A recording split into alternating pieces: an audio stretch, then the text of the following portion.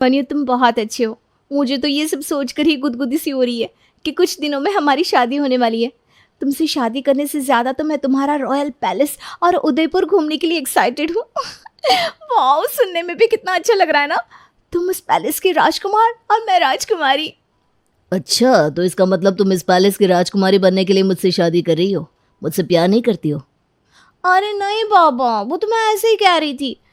अगर तुम इस शाही खानदान से नहीं भी होते तभी तुम मेरे लिए इतने ही इम्पोर्टेंट होते, क्योंकि तुम्हें पता है ना हिस्टोरिकल चीज़ें मुझे कितना अट्रैक्ट करती है।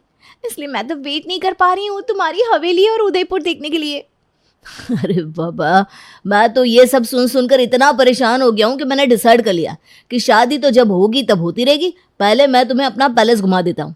ऐसा करो, अगले हफ्ते तुम राजस्थान की टिकट कर लो, जी भर के राजस्थान घूमो, पैलेस में थोड़ा टाइम बिताओ, ताकि शादी के बाद तुम सिर्फ मुझ पर ध्यान दे सको। वाह, ये तो वाकई बहुत अच्छा आइडिया है। मैं ऐसा करती हूँ, नेक्स्ट वीक की अपनी फ़्लाइट बुक कर लेती हूँ। बहुत मज़ा आने वाला है। और शादी से पहले मैं तुम्हारी फैमिली से भी मिल लूँगी, थोड़ा कंफर्ट जोन हो जाएगा हमारे बीच में।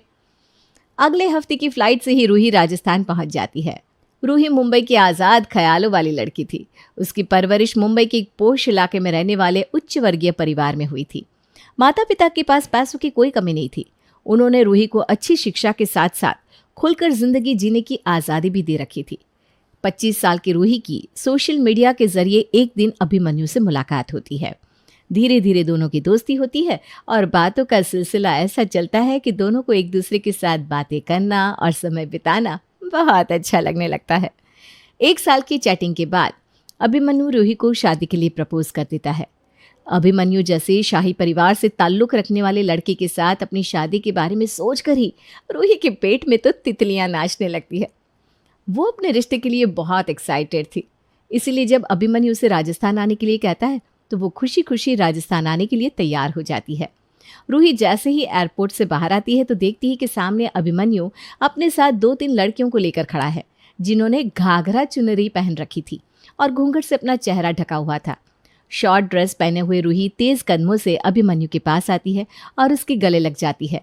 वहां खड़े लोग रूही को इस तरह अभिमन्यु के गले लगने पर अजीब नजरों से देखने लगते हैं। माला पहनाकर वेलकम करो मैडम का। अभिमन्यु के इतना कहते ही दोनों लड़कियां माला रूही के गले में डाल देती हैं। कुछ देर बाद रूही अभिमन्यु के साथ उसके शाही पैलेस में पहुंच चुकी थी।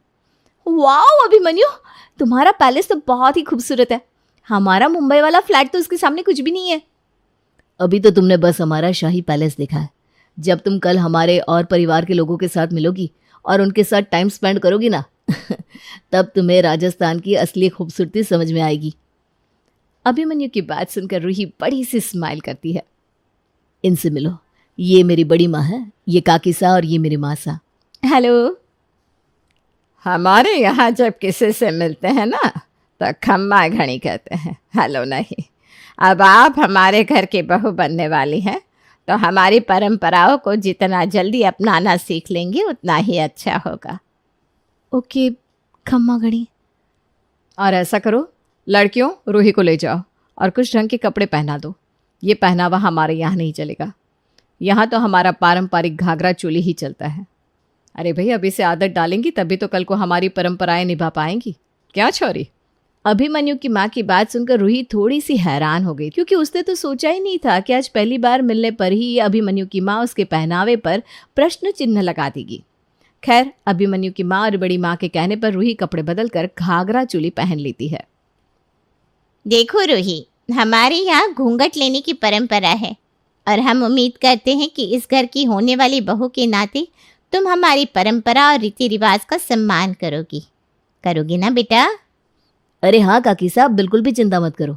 ये बेशक मुंबई में पली बड़ी है, लेकिन हमारे कल्चर का सम्मान करना और निभाना इसे बहुत अच्छी तरह आता है और प्यार करती है मुझे। सिर्फ घाघरा चोली पहनने के नाम पर छोड़कर भाग थोड़ी ना जाएगी। क्यों रोई? हाँ ठीक कह रहे हो, बस घूंघट ही तो करना है ना, उसमें क्या परेशानी है। रूही कुछ ही घंटों में मुंबई की मॉडर्न लड़की से राजस्थान की एक पारंपरिक कपड़े पहनने वाली बहू के अवतार में आ चुकी थी। माँ साहब, बहुत तेज भूख लगी है, प्लीज खाना लगवाइए ना।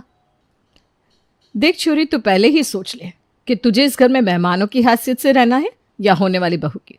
क्योंकि अगर तू हमारी बहू है तब तो तुझे इस घर के कायदे कानून मानने पड़ेंगे और हमारे घर का कानून कहता है कि औरतें आदमी के साथ बैठकर खाना नहीं खाती हैं। पहले आदमी खाना खाएंगे, उसके बाद अगली बैठक में औरतें। औरतों में भी पहले घर की बुजुर्ग और बड़ी औरतें खाएंगी और बहुएं सबको खिलाने के बाद सबसे आखिर में भोजन करेंगी। इतने सारे लंबे चौड़े नियम कानून सुनने के बाद अब तो रूही का सर चकराने लगा था। अभिमन्यु, तुम जानते हो ना मैं भूखी नहीं रह सकती हूँ। भूख लगने के बाद मेरा दिमाग काम करना बंद कर देता है। प्लीज़, मैं ये रूल फॉलो नहीं कर पाऊंगी। देखो रूही, घर के बड़ों की बात तो मैं भी नहीं काट सकता, और इसमें कौन सी बहुत बड़ी बात है। जहाँ इतनी देर से रुकी हो तुम, आधा घंटा और सही, उसके बाद तुम जम के खाना खाना, कोई तुम्हें रोकने वाला थोड़ी ना है। और देखो, अभी तो तुमने हमारे घर का रॉयल डिनर देखा ही नहीं है। इतना स्वादिष्ट खाना खाने को मिलेगा कि तुम उंगलियां चाटती रह जाओगी। अभिमन्यु, अब आ भी जाओ, सब यहाँ तुम्हारा खाने पर इंतजार कर रहे हैं। पापा के बुलाने पर अभिमन्यु खाने के लिए टेबल की ओर चला जाता है। क्या हो गया है अभिमन्यु को? जब से यहाँ आई हूँ बदला बदला सा लग रहा है। विश्वास ही नहीं होता कि ये वही अभिमन्यु है जो बात बात पर महारा बंगला, महारा पैसा, मारी दौलत की रट लगाया रहता था। हम मान रही हूँ कि बंगला पैसा सब है उसके पास, लेकिन ये कैसे नियम कानून है? आज के ज़माने में कौन ऐसे कायदे कानून मानता है? भूख से रूही की जान जा रही थी, लेकिन अपनी बारी का इंतजार करने के अलावा उसके पास और कोई रास्ता नहीं बचा था। भूख से बेहाल होते हुए भी वो घर की बाकी औरतों के साथ बाकी आदमियों के लिए खाना परोसती है और एक तरफ बैठ जाती है। अगले दिन, रूही, तुम्हें राजस्थान घूमने का बड़ा शौक था ना? चलो आज तुम्हें हमारा राजस्थान दिखाते हैं। हाँ, लेकिन ड्रेस तुम्हें मेरी पसंद की पहननी होगी। शहर में हमारी इज्जत है, हमारे घराने की औरतें वेस्टर्न ड्रेस पहनकर बाहर नहीं निकलती। इतनी गर्मी में घाघरा, चोली और घूंघट के साथ शहर घूमने की रूही को बिल्कुल इच्छा नहीं हो रही थी। रहने दो, अभी मेरा मूड नहीं है, मैं अपने कमरे में ही ठीक हूँ। तुम ऐसा करना, खाना मेरे रूम में भिजवा देना, मैं यहीं रेस्ट करूँगी। रूही, अब तुम्हें आए हुए 2 दिन बीत चुके हैं। इतना तो समझ ही गई होगी कि हमारे पैलेस में चाहे दर्जनों नौकर हो, लेकिन हम नौकरों से खाना नहीं बनवाते। अगर चाहती हो कि तुम्हें समय से खाने को मिले तो जाओ मासा और काकीसा के साथ रसोई में हाथ बटाओ। बल्कि आज तो तुम्हें अकेले ही खाना बनाना चाहिए। मासा तुम्हारी मदद करेंगी और हमारी पारंपरिक डिश जैसे कि दाल बाटी, चूरमा और गट्टे की सब्जी बनाना सिखा देंगी। वैसे भी हमारे राजस्थान की कहावत है कि आदमी के दिल का रास्ता उसके पेट से होकर जाता है। तो अगर तुम चाहती हो कि हमारे घर में सबके दिल में तुम्हारे लिए जगह बन जाए, तो सबसे पहले सबकी पसंद का खाना बनाना सीख लो।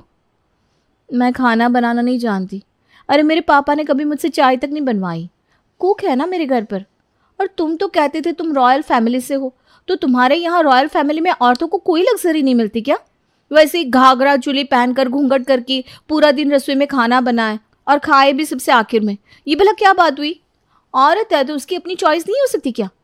मैं अपनी कुछ फ्रेंड्स को जानती हूँ जो राजस्थान की हैं, लेकिन वो तो तुम्हारे फैमिली की जैसे बिल्कुल नहीं है। अरे रूही, तुम कैसी बात कर रही हो? परंपराओं को निभाना ही हमारा कल्चर है। हम उन्हें बदलने में नहीं, उसे निभाने में यकीन रखते हैं। हाँ, मिली होगी तुम राजस्थान की किसी और इंसान से, सबकी अपनी अपनी परंपराएं और रीति रिवाज होते हैं। ज़रूरी तो नहीं कि जो हमारे घर का नियम है उसे हर कोई माने। लेकिन तुम कोई बाहर वाली तो हो नहीं, इस घर की बहू बनने वाली हो। हमारी संस्कृति को मानना तुम्हें सीखना ही होगा। अभिमन्यु की बातें अब रूही के लिए बहुत मुश्किल होती जा रही थी। अगले दिन सुबह, अरे रूही कहाँ है? आज तो हम घूमने जाने वाले थे। बिना बताए कहाँ चली गई ये लड़की? उसका फ़ोन भी नहीं लग रहा। मालिक, ये चिट्ठी मिली है उनके कमरे से। माफ़ करना अभिमन्यु, तुम्हारे घर के रीति रिवाज समझना और उनको निभा पाना मेरे बस का नहीं है।